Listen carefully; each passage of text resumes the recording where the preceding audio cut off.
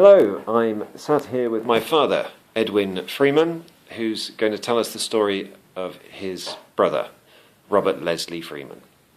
Take it away, Dad. Well, many years ago, I lived in a small village in Oxfordshire called Epwell.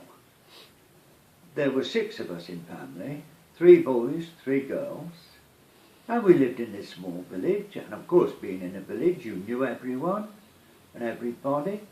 Now down the road from us, just a few houses away, there was another chap, Ron Messer, knew him very well. He got 3 or 4 children, and a wife of course, and we just knew each other. Well, my brother, oldest one, Bob, Robert, he joined the Air Force in 1941, and he flew in Lancaster bombers, radio operator and navigator, and they flew on raids obviously. And then in 1944, coming back from a raid, so we understand, on Berlin over northern Holland, he was shot down and unfortunately killed. Well, some years later,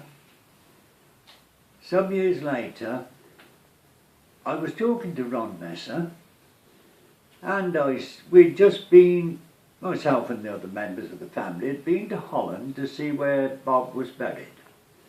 And I was telling Ron about seeing the grave, etc., etc., and it was very moving and, you know, all those sort of things.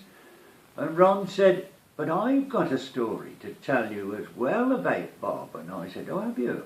And he said, "Yes, he was in the army. I think it was the Oxford and Bucks.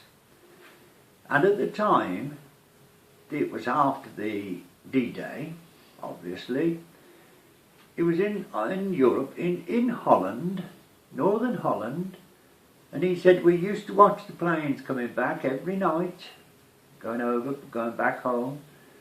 He said, on one particular night, there was one plane shot down, only mile and a half from where we were.